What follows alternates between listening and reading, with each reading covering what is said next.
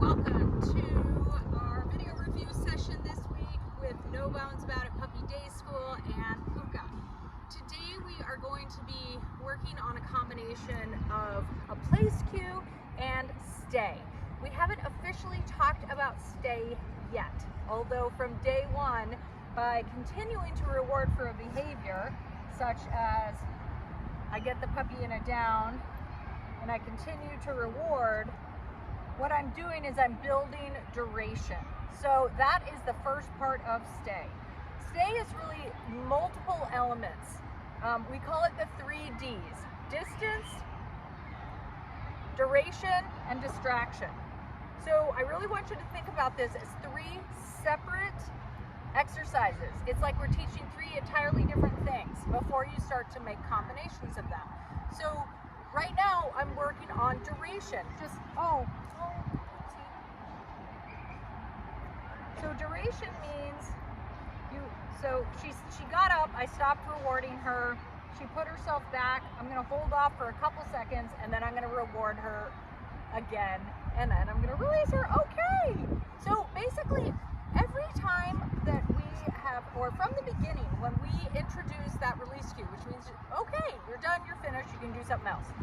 Or I've asked you to do something else. So stay is really implied, but we haven't been actually formally introducing the cue stay. So I'm going to show you what all 3 things look like, and you're going to work at them individually before you start to make combinations. So duration, again, is really kind of the thing that we've been working on the most. It means hang out in whatever position I've asked you to be in until you hear your release cue. If you make a mistake, we're simply going to get, meaning the dog makes a different choice. That's the way I like to look at it. If the dog makes a different choice, meaning I don't want to do this anymore, I'm going to go do something else, I want to get the dog back in that position, try to hold off for 5 or 10 seconds, reward, then release. Okay? So the crazy thing about stay is that we cannot force a dog to not move. That's what stay means. Don't move. You can move your head, you can wag your tail. So we need to make this as rewarding as possible and start in an area where there are very few inherent distractions, which clearly is not here.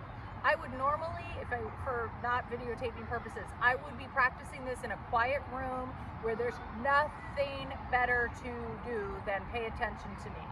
And then we're going to break this up with little bits of running and playing because this is hard. It's kind of boring. It requires, it's great for a dog that absolutely loves food more than anything else in the world.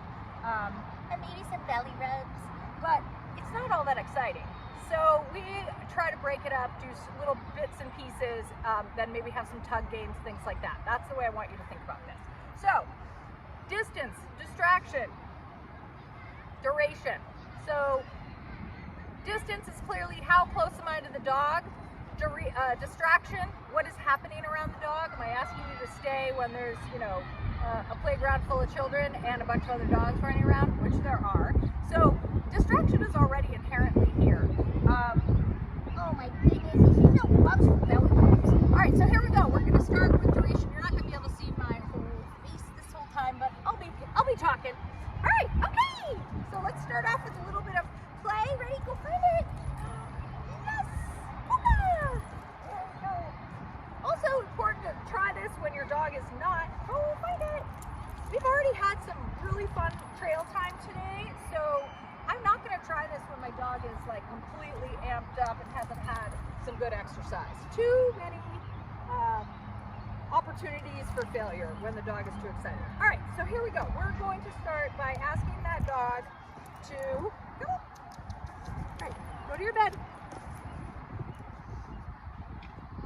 So go to your bed should be, find that place and lie down. I'm going to work on that just for a few minutes. Okay. Go to your bed.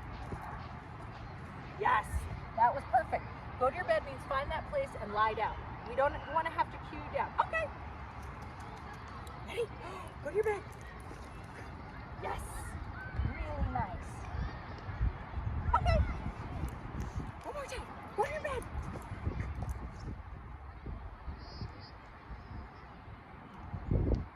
What's our choice going to be? Let's try it again. No rewards for that one. Ready? Go to your bed. Okay, we had 2 great choices, and then we kind of stalled out a little bit. I'm going to remind the dog what I want with a lure, and then, okay! Go to your bed. Yes! We don't want multiple failures in a row, so I got to make it easier if I see that happen. Okay! Go to your bed. I wasn't quite on my bed, but that's okay. I'll take it. Okay! All right, this time we're going to add the duration. Ready? Go to your bed.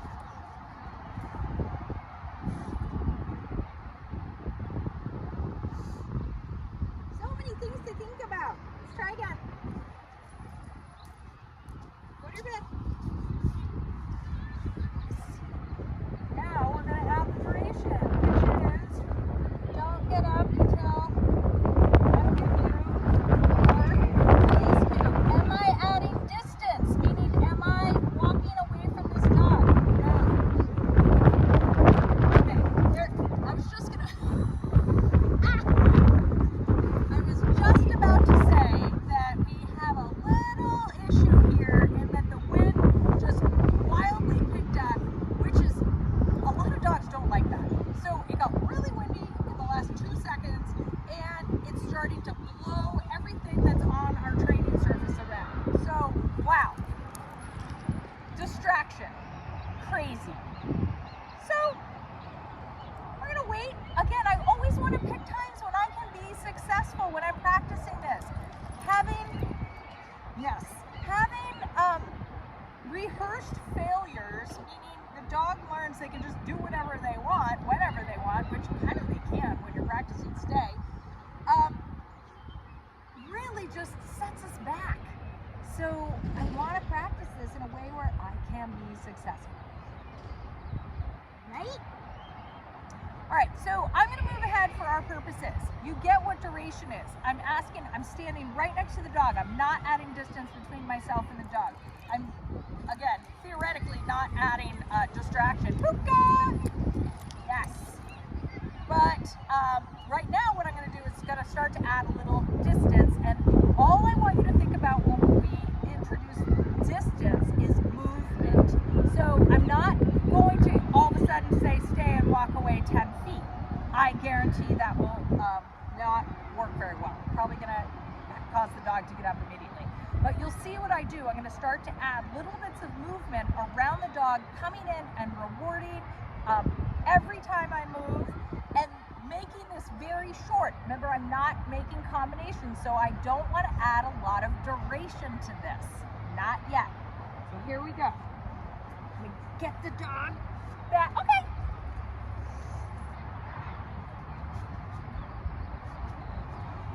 Down.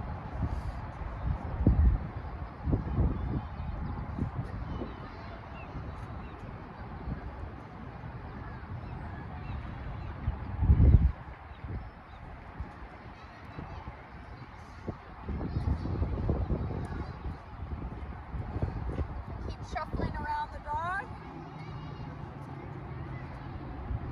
coming back in, giving a reward.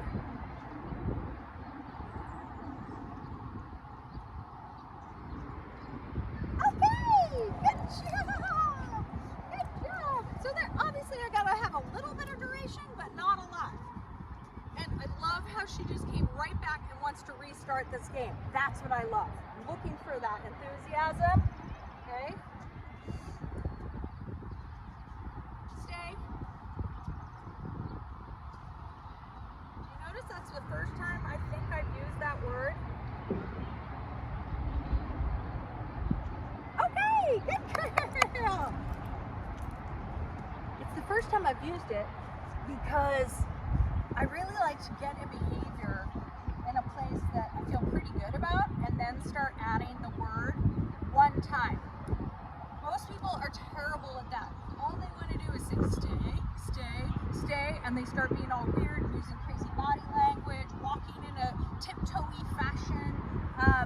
All of that's weird for a dog and not normal. So I don't want to introduce that as part of this exercise. So duration You're standing right next to the dog. Just trying to add length of time.